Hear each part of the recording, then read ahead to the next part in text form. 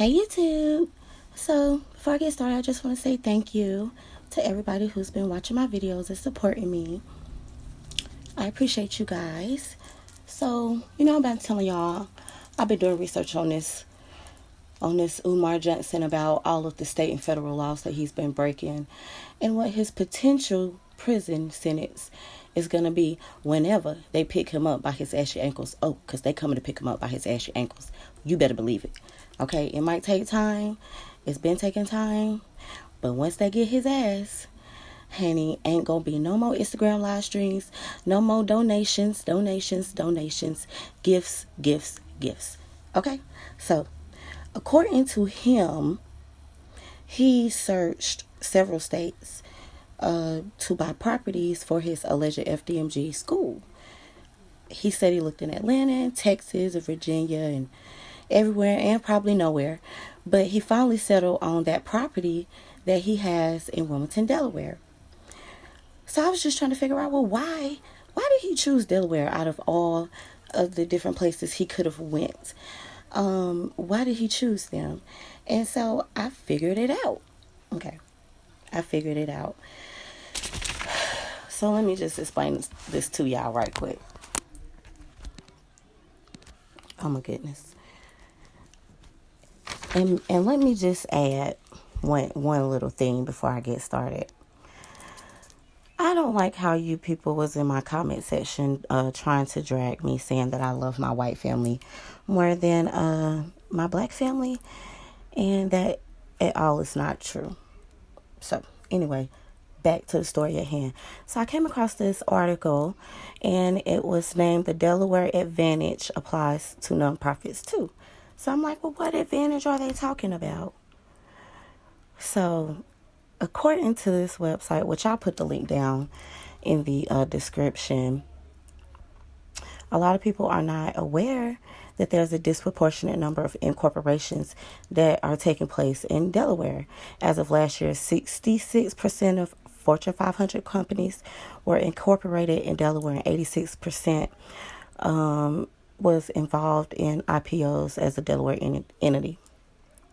So they have some very strange laws in Delaware when it comes to nonprofits and how they are set up, ran, and taken down.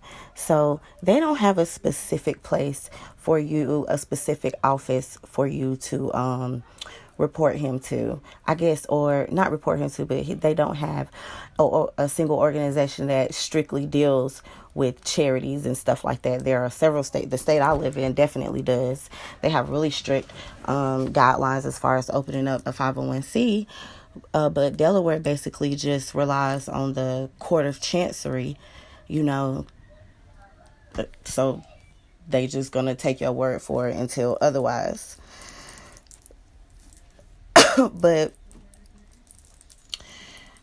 it was just strange to me to see how the way that their laws are set up. I believe that he actually took the time to do the research on this part. He don't take a lot of time to do much else.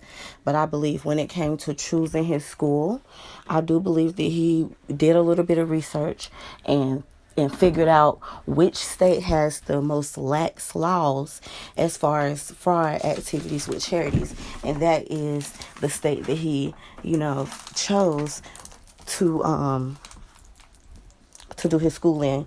That way he would be able to perpetrate his fraud for, longer than somebody in, let's say, the state of New York or California would be. Now, it's not a lot of fees when it comes to it, and it's only like one paper that you fill out, if I'm not mistaken. So, like I said, they're very easy to form, and they do not need any prior approval from any state agencies. So in Delaware, a nonprofit is formed by filing a certificate of incorporation with the customer service oriented Delaware Secretary of State. Now, other states require prior consent from certain state agencies to be able to open this up. But it just makes it easier for people to scam.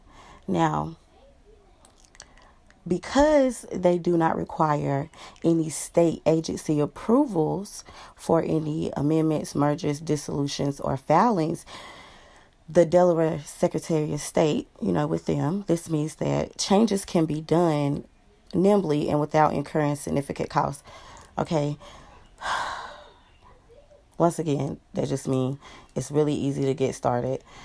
And in most states, agency approval is required, but specifically for Delaware, it's not. And that's strange. Now, you also do not have to register with the Attorney General's office or any equivalent office. Now, this right here is very important. And if you pay attention to what Anti-Afro Svengali says in her videos, as far as when she gives the instructionals on how to file a complaint, because the state of Delaware doesn't have one single organization that focuses on charities and charity fraud, you really have to kind of talk to everybody. And it's going to be people who you talk to who are going to point you in a different direction every time, because it's not one state agency that focuses on things like this. I hope that in the future this will change, but you never really know. You never really know, So anyway, Delaware doesn't require nonprofits to be formed, nonprofits that are formed to be registered. Okay. And the only thing that else that could get him kind of in trouble is, the 501c status. Now, he does have an active one right now, but he didn't. He had one that was revoked like 4 years ago because he didn't turn in his federal form 990 with the IRS, showing the financial reports. So Delaware doesn't have a separate nonprofit statute. So nonprofits typically are formed as non-stock corporations governed by the well-developed and consistently updated Delaware General Corporation Law, allowing for flexibility with regards to governance and structuring of the organization. For example, Delaware requires members for non-stock corporations, but they also allow the directors to serve as the only members, okay, and allows as few as one person to run the charity. This is why he chose Delaware. Because he's a one-man show. He's the cook, he's the teacher, he's the principal, he's the custodian, he's mom, he's dad, he's everything. So because of how lax their laws are, it has allowed him to continue to perpetrate a fraud on the community. Not to mention that he was soliciting donations for a whole 4 years before he did something about his 501c status, and he didn't even do anything about it. He just started the company, switched the names, and applied for an EIN number with the IRS. And before the pandemic, it was free to get an EIN number. Now it's $25, so it's not that expensive, okay? So they allow a lot of flexibility and everything like that, and I just think, okay, So it allows the directors to serve as the only members, and they allow as few as one director, and does not require a majority disinterested board. These factors combined, with the fact that Delaware allows for but does not require the election of a corporate officer, can make the initial startup of a nonprofit very simple. Once again, let's reiterate. He can do it all by himself. And the less people we have around him counting the coins, the more coins that he gets to keep. He just didn't count on people from YouTube not being scared of his dusty ass fingernails. Okay? Because nobody is scared of you. Like, you just make empty threats. I hope you never hurt nobody. because I do believe in karma. But you real strange, sir, and you definitely need to be checked out at Patrick B. And if y'all don't know what Patrick B is, I'm from the South. That is our mental hospital down here. Moving on. They also have tax advantages. So in Delaware, 501c corporations are automatically exempt from the corporate income tax. And exemptions are also available from obtaining a Delaware business license and paying gross receipt taxes on the sale of most goods and services.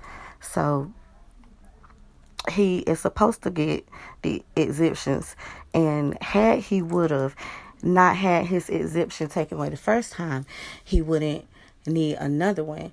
And just for the fact that his 501c status was revoked should tell his donors and his supporters that something about this is not right. Anytime you ask him to show the financials, I mean, he swells up so big, his chest sticks out.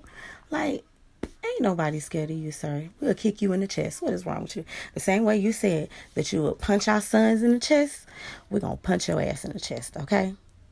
Now, it's definitely different than all of the rest of the laws, and I don't know. So the incorporation in Delaware is quick and super easy, and other states require so many different, things or proof that you have this going on.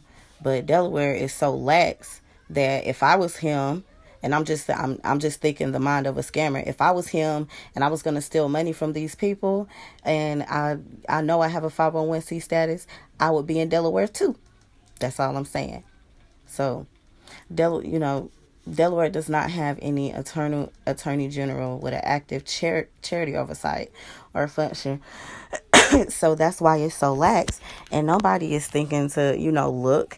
So the only way you can really report him is if you report him to all the agencies. You just cannot report him to one agency. It's not going to work that way, because Delaware has no such agency to report stuff like this to. So then you have to do the runaround, and Anti-Afro Svengali has already did all the legwork for it, and then she showed you how to fill it out. So if you really are behind the cause, then you need to be helping, because there's no other way, so let's talk about some other stuff. What this says is that the solicitor must identify themselves and the agency in which the funds are solicited for. Okay? And donors are entitled to question how the funds will be allocated between administrative costs and actual charitable use. Y'all, that's very important. You want to know why? Because if you ask him about the books or to see certain documents, he will snap on you. And let's just go back to that Lord Jamar video for a moment, because he did the same thing to him when he started asking him about why he won't show any proof.